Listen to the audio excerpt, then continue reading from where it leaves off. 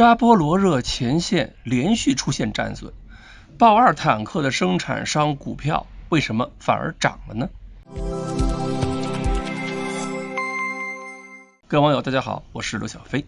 这几天呢，看到网上很多媒体在转载一个说法，说豹二 A6 坦克在俄乌前线被击毁多辆了，导致豹二坦克生产商的股票暴跌了 30%。但是我们查了一下人家豹二坦克的生产厂商克劳斯马菲威格曼公司的股价不仅没有暴跌，反而还上涨了。网上说股票价格下跌的那个是莱茵金属公司，这个公司呢是生产坦克炮的，但是并非是豹二整个坦克的制造商。其实这个时候克劳斯马菲威格曼公司股票的涨价还是能够说明未来欧洲军事力量建设的一些方向性问题的。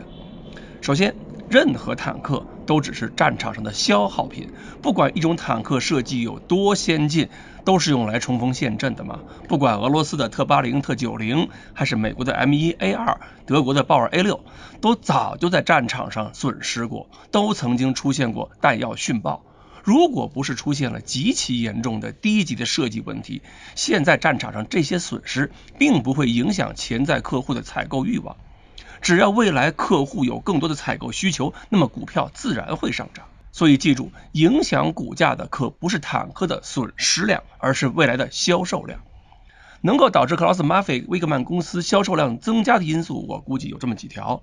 第一条，俄乌战争爆发之后，本来濒于脑死亡的北约被俄罗斯重新激活了，欧洲国家发现自己成平日久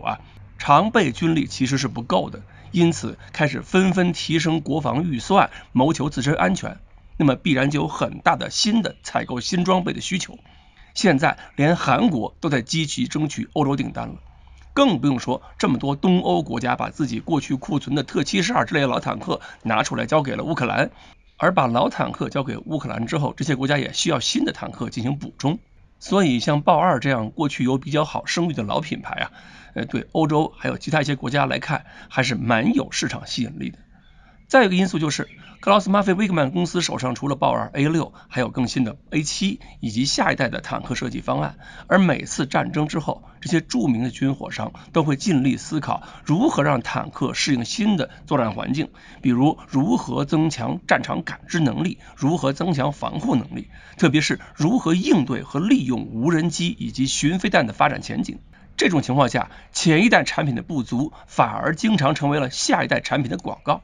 对欧洲客户来说，越是克劳斯马菲威德曼这样的大公司，技术开发能力和经验越丰富，越是有可能拿出新产品应对未来环境的，这都是可以期待的。而且全国能够生产先进坦克的总共就这么几家厂商，对于很多国家来讲，选择的余地其实也不多。再有就是呢，俄乌战场双方的表现也说明坦克的价值还是很大的。毕竟没有几个国家能跟美国在1991年海湾战争中一样，地面进攻之前靠航空兵就把对方彻底击垮，绝大多数国家做不到，美国自己也不是每次都能做到，而面对中国这样的强大对手，美国更做不到。所以呢，很多国家明白，最终还是要靠陆军、靠装甲力量实施进攻和占领，而且也只有装甲力量能够帮助军队减少伤亡。而缺乏有效反装甲手段的一方，面对坦克的碾压，士气和战线还是很容易崩溃的，这一点我们也都看到。这些现状都有可能导致坦克的销量增加。所以呢，咱们还是要提醒一下，应该是把这个精力放在该用的地方。不管是媒体把豹二 A6 吹嘘成什么神器，还是把豹二的战损说成灭顶之灾，其实两个极端说法都是这些作者潜意识里边把坦克的地位过于拔高，过于神化，那其实就是一辆坦克而已嘛。